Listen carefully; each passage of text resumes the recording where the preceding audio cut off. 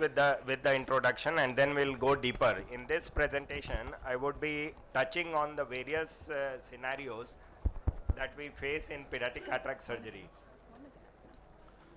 So the most important factor, this is always a controversy, and a group of pediatric ophthalmologists keep insisting that others should not do it, and whether adult cataract surgeons should do or not.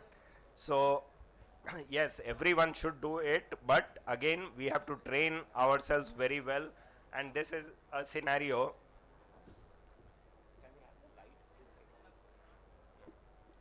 So in this scenario, as you can see, it has been done by an untrained doctor, and in which a single piece IOL has been placed in the sulcus. The inferior iris is missing, and the IOL is touching on the endothelium. So we have a scenario in which inferior cornea is opaque due to the endothelial touch, and there was no other option but to enlarge the incision and remove the IOL. And for IOL removal, what we have done is we have cut the lens into two pieces. Either it can be folded. What I tried first was folding the lens and pulling it out, but that didn't work out, so we finally cut it into two pieces and removed it. The point is that yes, all of us have to do it, but we have to train ourselves well, because these children have to be with these lenses after the surgery for 70 to 80 years, and if the first surgery is like this, then the eye cannot survive through the life of the child.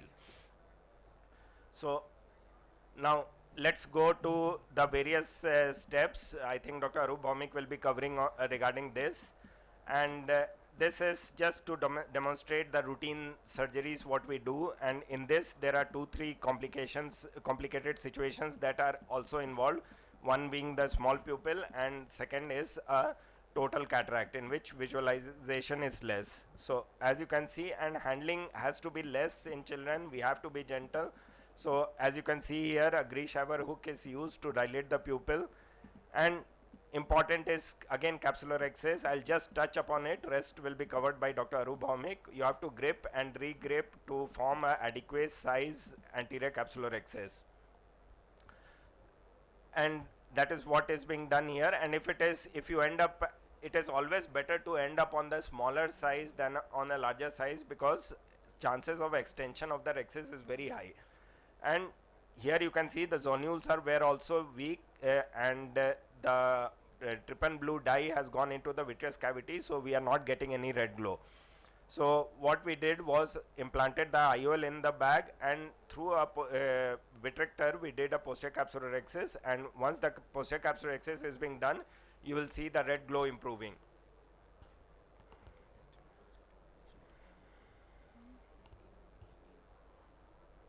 So, and this is one of the older videos in which we were doing 20 gauge vitrectomy. Now with the newer machines we have a 23 gauge. Lens, again, what lenses, I think Dr. Akila will be covering this, what lenses to be used. We will touch in detail during her talk. This is another scenario what we get in unilateral cataracts in children, which is posterior lenticonus. If the child is having unilateral cataract and there is no history of trauma, it is always better to assume that the posterior capsule is deficient, and be careful. The most important thing is better not to do a hydrodissection in such cases. Then the chances of the anterior vitreous face getting disturbed which will be much less. And as you can see, with first the peripheral cortex is removed. Keep the central cortex for the last, because that is the weak point of the posterior capsule. And once it is done, then IOL implantation, and with either a manual or vitrector excess for the posterior capsule.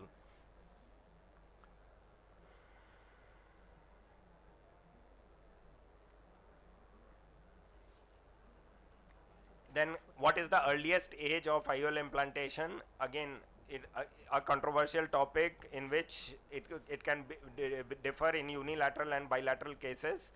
Unilateral cases we can go to an earlier stage. Even in bilateral case, the tendency is for an earlier IOL implantation now, if the axial length is adequate enough, and then we can aim for an earlier IOL implantation, but the gold standard and consensus is 2 years for bilateral cases.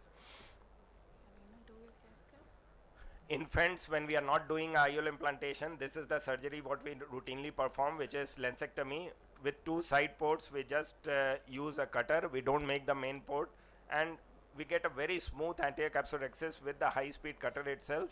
And after that, the cortical aspiration is done either using a bimanual or using the cutter itself. What I do is I switch off the cutter and do it with the vitrector itself. After that is done, the posterior capsule is cut, anterior vitrectomy done, and be careful of leaving a rim for a future secondary IOL implantation. Now, various scenarios what you would see in your day-to-day practice when you are doing pediatric cataract is like in this case a 3-year-old child with unilateral cataract, another eye having a myopia of 7 diopters. So definitely one factor what we have to consider is that in unilateral cataracts the myopic shift in the operated eye is faster than the fellow eye. So that has to be considered, and I would suggest that the opinions may vary, but if we aim for a small myopia over a period of time, it will catch up with the fellow eye and then the child will do well. Traumatic cataract, again every case is different and we have to apply our mind in every case. In this, the anterior capsule is ruptured, so what we did a cortical aspiration first through the pre-existing opening, and then because aim in children as far as possible should be IOL implantation in the bag. So if we are implanting IOL in the bag, and that always becomes a challenge in a traumatic cataract. So here we see the cortical aspiration has been done, and after that using a Vannas scissor we try to increase the perform the anterior capsulorhexis. You will not get an ideal rhexis in this, but you should always aim to achieve in proper decent size rhexis so that IOL goes in the bag. So it's cut at one end, then using Utrata it is enlarged, and you will face resistance at the fibrosed other end also, which is cut with the Vannas scissor again. So one side you have got, you repeat the same on the other side, and try to complete it, and then the IOL is implanted in the bag and posterior capsulorhexis is performed using a vitrector.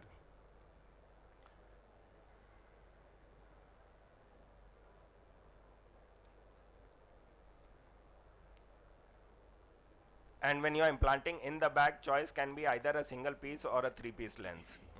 But when it is in the sulcus, never a single piece lens in a child. So then target refraction, there are various point of view in this. One is according in younger children we aim for a hyperopia, but again there is a risk of the child developing amblyopia if they are not compliant with spectacles. So another practical approach can be that to aim for a lower hyperopia, and if the child is not using, we'll deal with the myopic shift later, but amblyopia is much more difficult to treat.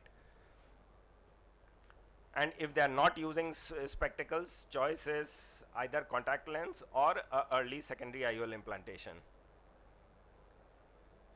Now this is another thing what we do regularly in children who have been have undergone lensectomy, and this I have combined a scenario in which of primary lensectomy and traumatic cataract also. Since it is a traumatic cataract, the fibrosis is much more than what we do we get in a simple lensectomy. So main thing is that clear the sulcus. Whenever you are doing a secondary IOL implantation, you should always sweep in a spatula to see if the sulcus is clear or not. Because if posterior synechia is there, you will not achieve sulcus placement, and there are chances that IOL may go into the vitreous cavity. So once that is done, carefully a 3-piece lens, and you have to rotate the cartridge as well so that the IOL opens horizontally, then chances of it slipping in the vitreous cavity is much less. Subluxated lens, I will have a different presentation on that, so I'll skip this one. And the most important thing is amblyopia treatment after surgery, which is must. and follow up every 3 months initially. And what we look for is change in refraction, visual axis opacity, which is a fact which is seen in many patients. Many of these children will undergo second surgery. IOP monitoring, and every visit we have to keep on reinforcing the importance of patching to the parents, because that message has to go in every visit. Thank you so much.